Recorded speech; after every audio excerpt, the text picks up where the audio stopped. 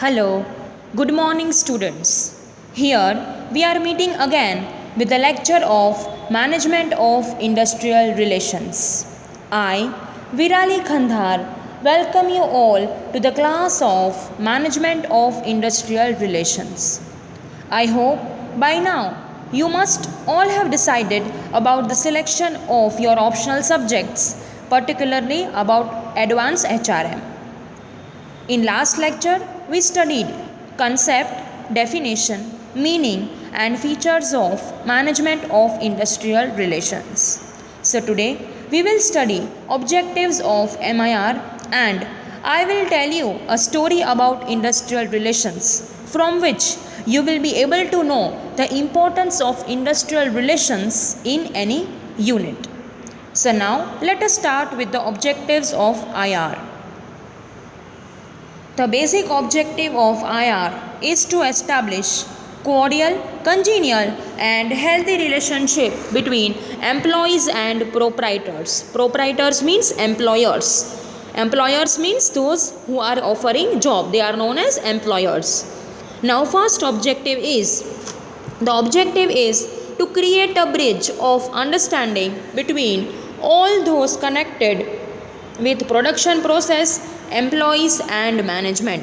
Okay, the main objective here is to create a bridge of understanding, means to create a better understanding with production process and employees and management. There should be a better understanding. If you don't have understanding, obviously you will not be able to work well. Second is, it is to prevent strike, industrial disturbances and develop an atmosphere of trust. Industrial relations are very important to prevent strike and disturbances. See, if you are sharing a good relationship with your employees, means there is a good relationship between employer and employees, then there will be no strike or there will be less strikes. And if there are no strikes, of course, your production is going to increase and so is your profitability. Next, third, the tendency of high turnover and frequent absence should be reduced. First of all, what do you mean by turnover ratio? Turnover ratio means the number of employees who are leaving your company every year. The number of employees who are leaving your company every year એને turnover ratio કહેવામાં આવે છે. Right, જે લોકો એવું પ્રપોર્શનનું study કરે કે કેટલા લોકો વર્ષના એન્ડ ઉપર જોબ છોડે છે એને ટર્નઓવર કહેવામાં આવે છે. બરાબર, જો ઇન્ડસ્ટ્રીયલ રિલેશન સ્મૂધ અને સારા હશે તો એમ્પ્લોઈઝ કોઈ તમારી કંપની લીવ કરીને જશે જ નહીં. They will be satisfied in your company only. And even one of the other advantage is there is less absenteeism. Right, absenteeism બહુ ઓછી થઈ જશે. શું કામ? Because employees are satisfied within your company. Next, the objective is to establish industrial democracy.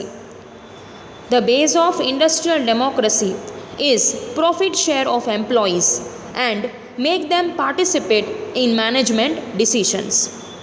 Okay, now fourth is industrial democracy. Democracy means freedom.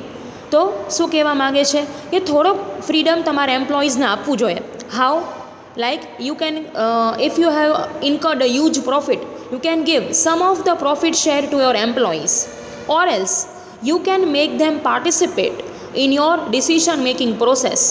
જો એકવાર તમે એ લોકોને પાર્ટિસિપેટ કરાવશો તો એ લોકોનો કોન્ફિડન્સ બહુ હાઈ થઈ જશે કે management is valuing us, management is also listening to our decisions.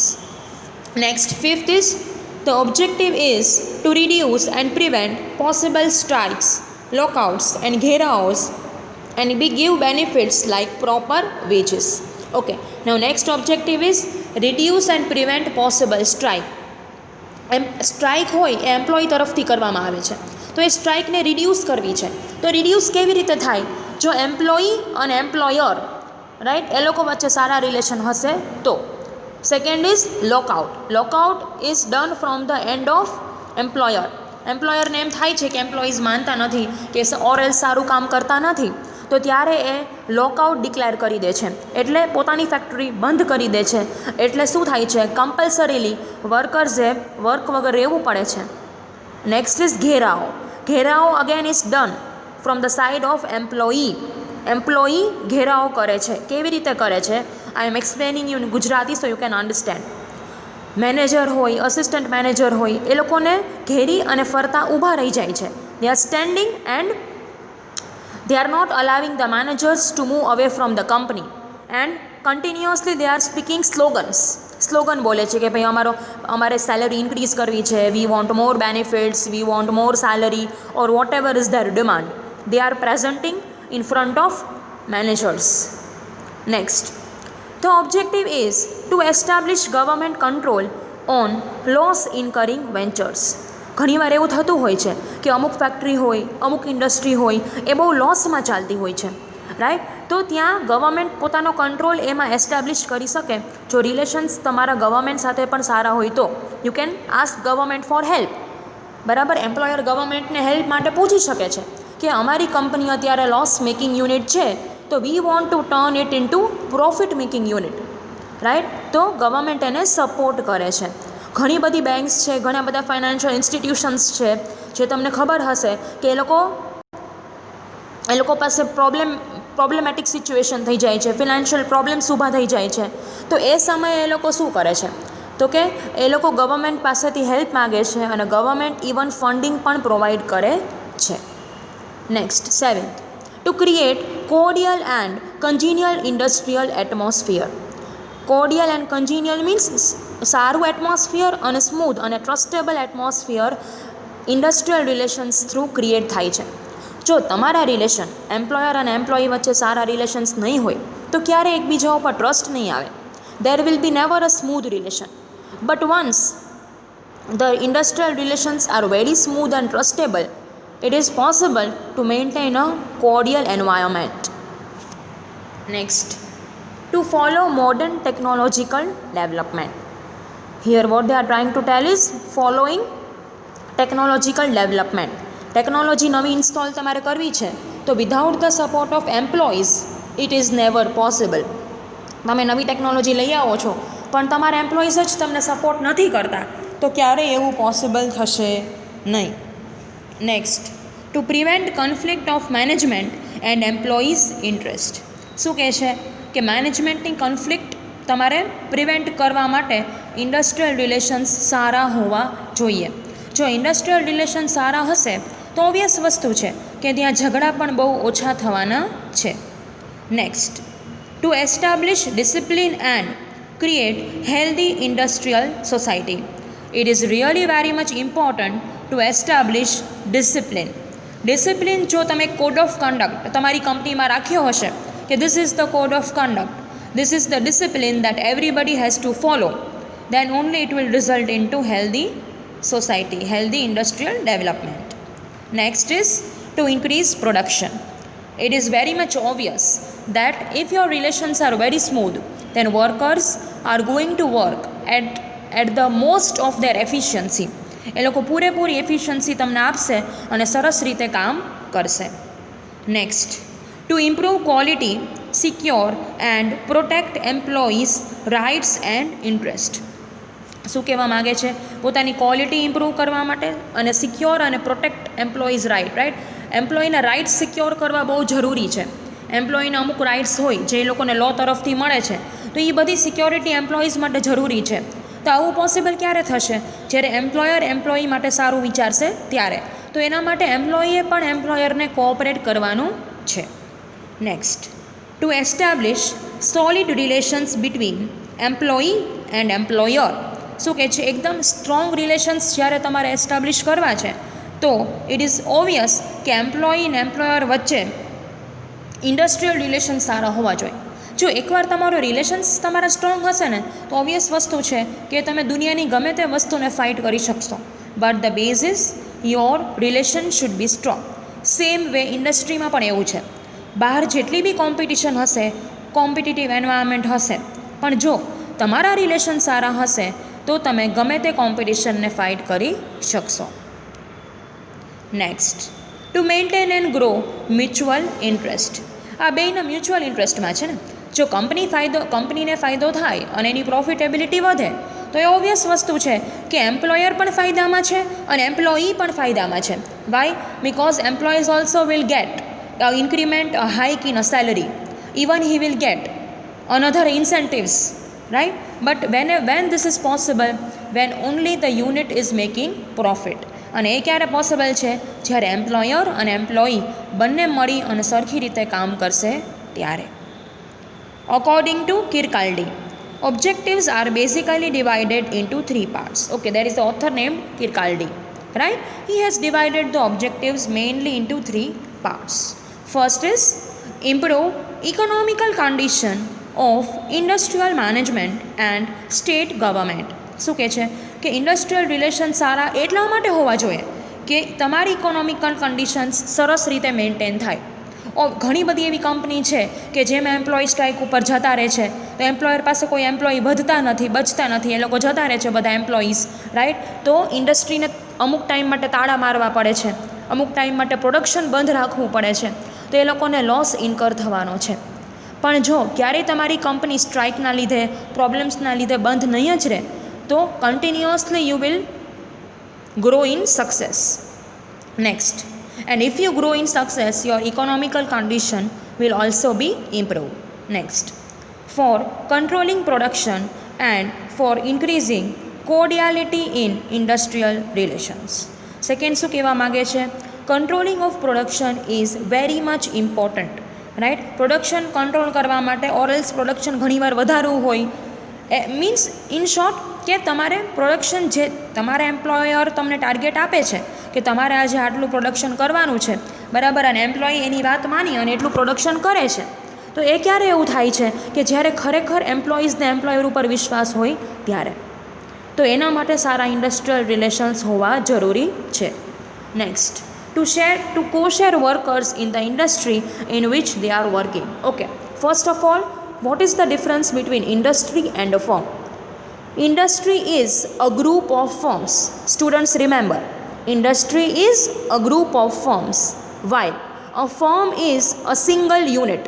While a firm is a single unit.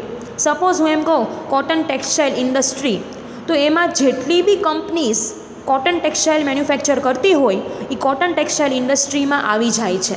Okay, અને હું તમને એમ કહું કે single firm of cotton and textile means તમારું સિંગલ યુનિટ, એક જ કંપની, એક જ યુનિટ, એને ફર્મ કહેવાય, અને ગ્રુપ ઓફ ફર્મ્સને ઇન્ડસ્ટ્રીઝ કહેવામાં આવે છે.